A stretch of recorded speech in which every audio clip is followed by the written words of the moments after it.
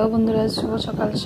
সবাই কেমন আছো? আশা করি সবাই ভালো আছো। তো দেখো এখানে সকাল সকাল এত হাওয়া, কি বলবো, এত হাওয়া, মানে হাওয়ায় দরজা জানলা কোনো কিছুই খোলা যাচ্ছে না, মানে দরজা ভেঙে দিচ্ছে। সকালে সমস্ত কাজ বাজ হয়ে গেছে। আর এখানে আমি দেখো পুজো দিয়েছি, কিন্তু আজকে ফুল নেই, কারণ আনতে ভুলে গেছে, অনেকটা রাত হয়েছিল। মানে এত মেঘাচ্ছন্ন, সকালে বৃষ্টি, ঝিরঝিরি বৃষ্টিতেই আমাকে সবটা কাজই করতে হয়েছে। আর সব সময় দরজা লাগিয়ে কাজ করা যায় না, কারণ দরজাটা লাগাতেই হবে, না হয় নিচ দিয়ে এই দিকে ফাঁকা দিয়ে কি আজকে জানি কি হবে, ফাঁকা দিয়ে জল চলে আসে, কোনো করার নেই। এত মানে বৃষ্টি এসেছিল, ঘরের নিচ দিয়ে ফাঁকা দিয়ে জল এসে, এটুকু বেশি আসেনি, এটুকু এসছে। তো এগুলোকে পরিষ্কার করলাম। মানে বৃষ্টিতে ভিজে দেখো আওয়াজ, কি শুশু আওয়াজ। আমার তো ভয় লাগে না, মেয়ের জন্য ভয় লাগে। তো এরকম মানে পরিস্থিতি আমি দেখেছি আমফান আর করোনার সময় 2020, আর এখন আবার বলছে ঘূর্ণিঝড়টা নাকি এখানে আসবে আজকে সন্ধ্যায় না রাত হবে, যে সেটা ঠিক বলতে পারছি না, কিন্তু আসবে ঘূর্ণিঝড়টা। তো বাবা হালকাভাবেই এসে চলে যাক, কারণ এত মানে মানুষের হ্যারাসমেন্ট। আর তো রাতে হবে, ঘূর্ণিঝড়টা যদি দিনে হতো সামলিয়ে নিয়ে যেত, রাতে মানুষ ঘুমাবে, কি করবে, কি অবস্থায় থাকবে কে জানে।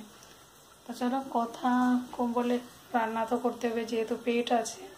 পেট তো আর ঘূর্ণিঝড় আর বর্ষা বৃষ্টি রোদ মানে না, পেটটা তো খিদের জ্বালা, যখন খিদে পায় তখন পেট জ্বালা করে। পেটের জন্য সব কিছু করতে হবে, তো রান্নাটা করিনি, তারপর আসছি। আর সকালে সমস্ত কাজ বাজ হয়ে গেছে, পুজো দেওয়া, চান করা, খাওয়া, টিফিন সব হয়ে গেছে। তো আজকে এইটারই ভয় ছিল। তো চলো যতটুকু পারবো শেয়ার করবো। কারেন্টও যাচ্ছে আর আসছে, চলো রান্নাটা করে নিই। তো জানি আজকে রাতে কি হবে, এখন থেকে মনের ভিতর ভয় ঢুকে গেছে। সবাই বলছে এই ঝড়টা নাকি খুব দ্রুত গতিতে আসবে, ওটার ব্যাগ নাকি 70-100 থাকবে। জানি না কতটুকু, নিজের চোখে না দেখলে মানে কতটুকু ব্যাগ থাকবে, এটা তো নিজের চোখে দেখিনি, যা বলছে তাই শুনছি। এত বাতাসের, এত হাওয়া। আর আমাদের তো টালির ঘর, ওইটার উপরে আছে আমাদের ট্যাঙ্কিটা জল ভর্তি করে রেখেছি, কিন্তু যদি ওই ট্যাঙ্কিটাকে এত বাতাসে বেগ থাকে, তাহলে যদি ট্যাঙ্কিটা ফেলে দেয়, তাহলে তো আমাদের যে ওপরে চালটাই ভেঙে যাবে। চালটা যদি ভেঙে যায়, সারা ঘরে বৃষ্টি চলে আসবে, জল চলে আসবে, কোথায় যাবো মেয়েকে নিয়ে, সেই ভয়টা আমার মনে আছে, মনের ভিতর। মানে কি যে করবো। আর এখানে বৃষ্টিও ঝিরঝিরি বৃষ্টি পড়ছে, আর ভয়ে মানে শরীর শিরা, মানে ওই সময় যে কি করবো কি না করবো বুঝে উঠতে পারছি।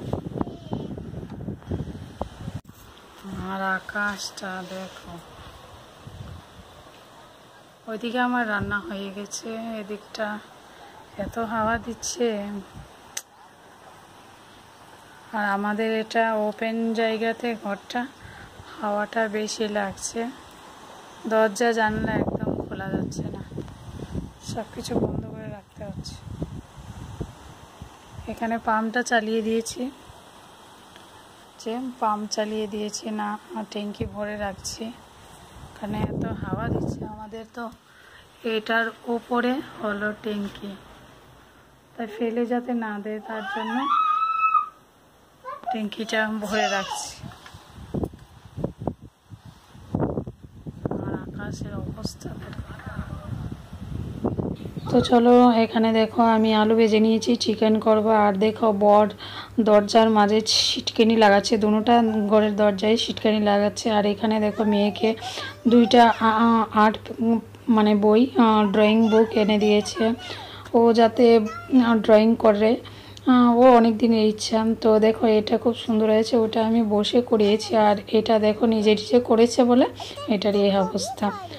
আর যেহেতু কারেন্ট নেই, ও চুচু টিভি দেখতে পারবে না, সেই জন্য এটা দিয়ে বসিয়ে রেখেছে। আর ও তো বাতাস হাওয়া বইছে, আমি তো ভয় পাচ্ছি। ও আমাকে বলছে যে মামা এটা তো বাতাস, এ তো কিছু হবে না, এ তো বাতাস, কিন্তু ও তো বুঝতে পারছে না যে রাতে কী হবে। আর চলো রান্নাঘরে রান্নাটা করে নিই। তো দেখো এখানে চিকেন হয়ে গেছে, আর যা বাতাস, আমার তো ভয় লাগছে কি হবে রাতে, কি না হবে জানি না। রাত 11টার সময় নাকি এটা এদিকটায় আসবে, আর এত বাতাস, আর দেখো বৃষ্টি পড়ছে। জানি না, ভগবান, সবাই বলে ভগবান বলে যাই করে মঙ্গলের জন্য করে, কিন্তু আমি বুঝতে পারছি না যে ভগবান যদি সব কিছু মঙ্গলের জন্য করতো তাহলে আজ আমাদের এত বড় একটা ভয়ে আতঙ্কের মধ্যে থাকতে হতো না।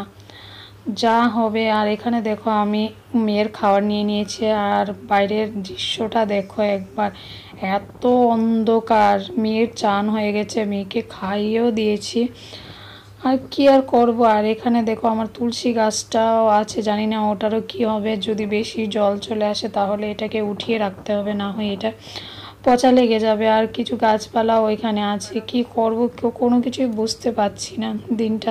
আর এত হাওয়া, আমি তোমাদেরকে জানলা দিয়ে দেখাচ্ছি সব কিছু। আর এখানে দেখো হাওয়াতে এই ওটা কাঠি টুকরোটা পড়ে গেছে, দরজা তো খুলতেই পারছি না, এত হাওয়া। সারাদিন দরজা বন্ধ করে কাজ করতে হয়েছে, বৃষ্টিতে ভিজে ভিজে সব কাজই করেছি সকালে, কিন্তু বেশি বৃষ্টি ভিজলে তো শরীরের ক্ষতি। চলো এখন একটু বাইরের দরজাটা খুলে একটু তোমাদেরকে দেখানোর চেষ্টা করি, কিন্তু হাওয়া প্রচুর।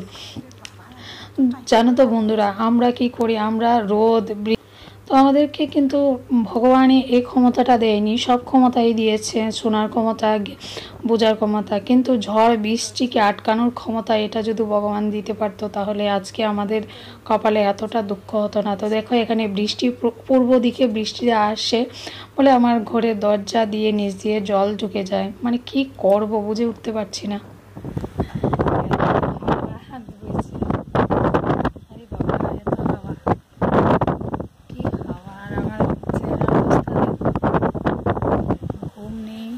টেনশন, এই বর্ষায় কখন কিভাবে ঝড় চলে আসে, এত টেনশন।